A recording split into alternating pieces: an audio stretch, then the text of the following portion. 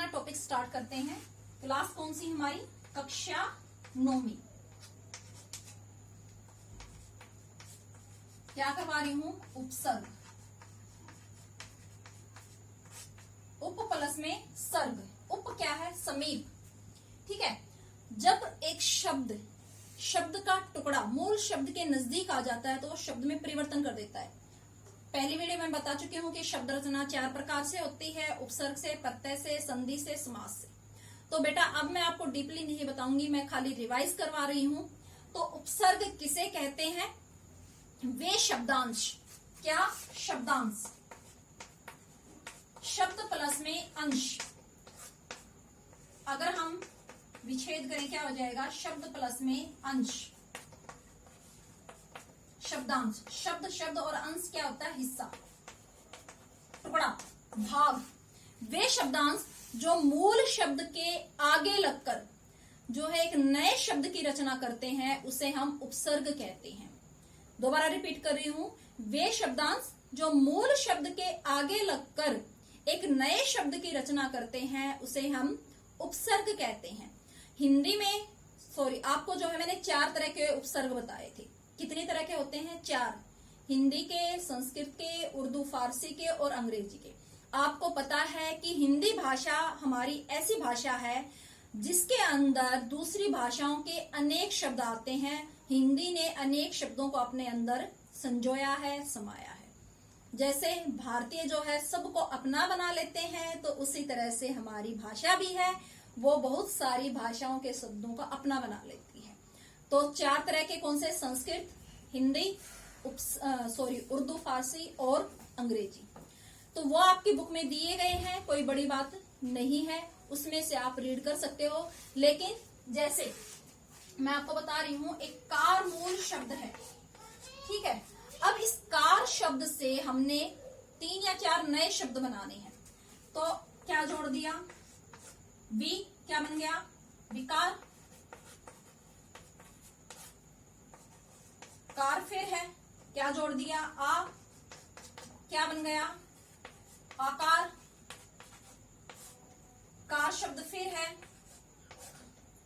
निर जोड़ दो, निर प्लस आ क्या बन जाएगा? निराकार।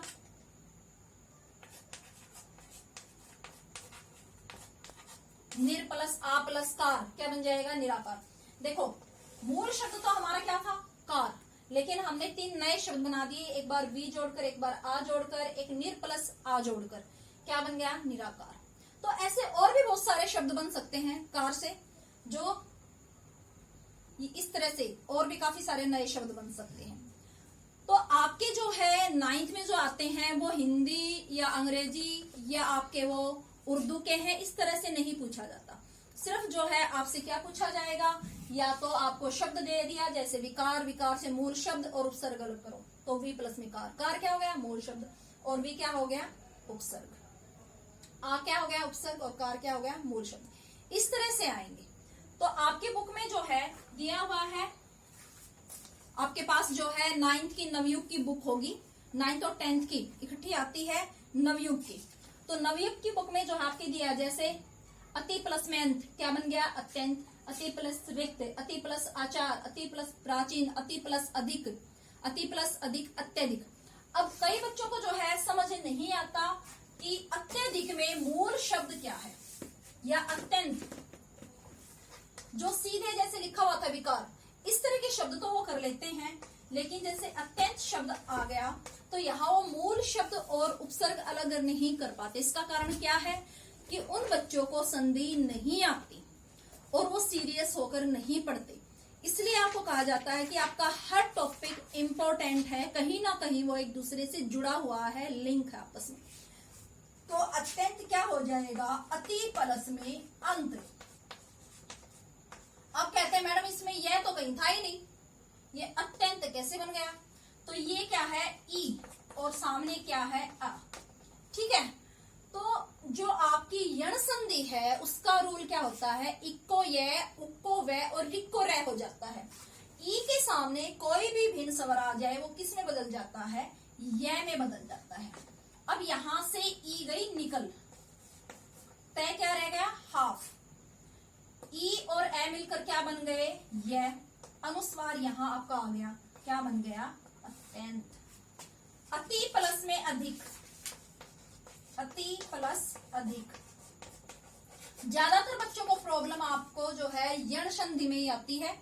अब अति हमने ई निकाल दी, क्या रह गया, तय हमारा हाफ, ई और सामने क्या है अ, तो अ उसके अंदर ऐड हो जाएगा, ये क्या बन गया, ई यह में बदल गई, पीछे क्या है, अधिक, क्या बन गया, अत्यधिक।